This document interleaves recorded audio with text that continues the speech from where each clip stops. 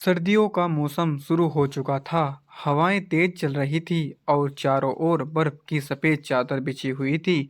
गांव के ज़्यादातर लोग अपने घरों में अलाव जलाकर बैठे थे, लेकिन एक गरीब परिवार जो गांव के एक किनारे पर छोटे से टूटे फूटे घर में रहता था, ठंड के इस मौसम में भी जीवन की कठिनाइयों से जूझ रहा था। इस परिवार में रमेश और पत्नी सीता और उनके दो छोटे बच्चे रोहन और गुड़िया रहते थे। रमेश एक दिहाड़ी मजदूरी था जो रोज कमाने और खाने पर निर्भर था। सर्दियों में काम कम हो जाता था, जिससे परिवार को दो वक्त की रोटी जुटाना भी मुश्किल हो गया था। उनका घर ऐसा था जिसमें न तो खिड़कियां पर पर्दे थे और न ही दरवाजे पर ढंग का पाला। ठंडी हवा सीधे घर में घुसती थी, जिससे घर के अंदर रहना भी मुश्किल हो गया था। रमेश रोज ठंड में ही काम की तलाश में निकलता। एक दिन जब वह गांव के चौराहे पर काम के इंतजार में खड़ा था, तो एक ठेकेदार आया और रमेश को लकड़ियां काटने का काम दिया।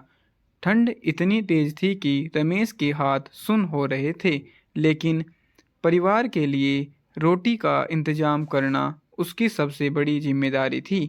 उसने पूरे दिन मेहनत की और शाम को थोड़े पैसे लेकर घर लौट आया।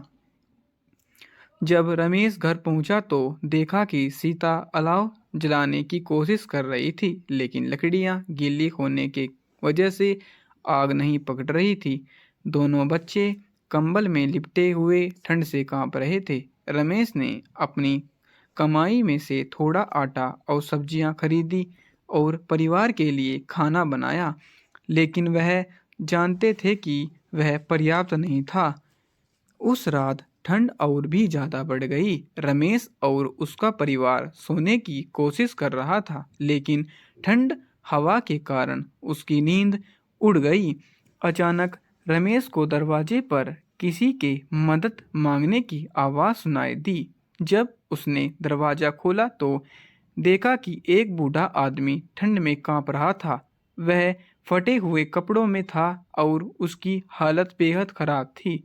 रमेश ने बिना कुछ सोचे उसे अंदर बुला लिया।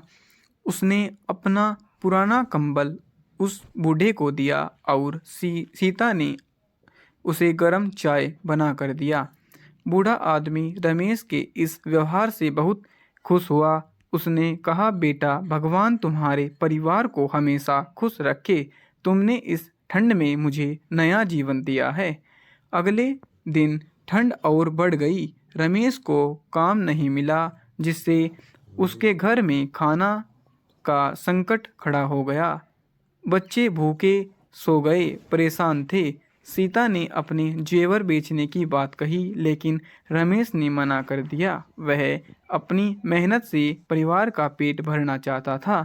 एक शाम रमेश जब घर लौट रहा था तो उसने देखा कि गांव के एक अमीर आदमी ने घर के बाहर बहुत सारी लकड़ियां रखी थी। वह सोचने लगा कि क्या वह कुछ लकड़ियां उनसे मांग रहा है, लेकिन उसे अपनी गरीबी का एहसास हुआ और उसने सोचा कि मदद मांगने से बेहतर है कि वह खुद मेहनत करे। रमेश की दयालुता की कहानी गांव में फैल चुकी थी। जिसे बूढ़े आदमी को उससे ठंड में सहारा दिया था, वह वास्तव में एक व्यापारी था जो भेष बदलकर गांव में मदद के लिए सच्चे लोगों की तलाश कर रहा था।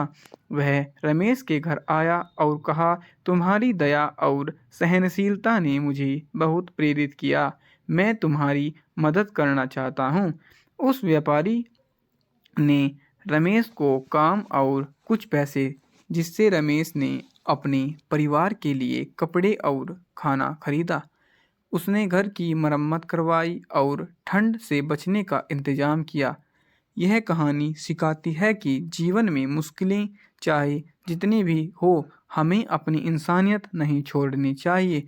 रमेश का उदाहरण दिखाता है कि दूसरों की मदद करने से न केवल हमारा दिल सुकून पाता है, बल्कि हमारे कर्म कर्मों का फल भी हमें जरूर मिलता है। सच्ची दया और परोपकार से जीवन की कठिनाइयों का समाधान हो सकता है। दूसरों की मदद करना ही इंसानियत का असली मतलब है। हमारे चैनल को लाइक करें, सब्सक्राइब करें, प्यारा छोटा सा कमेंट करें। Thank watching nine.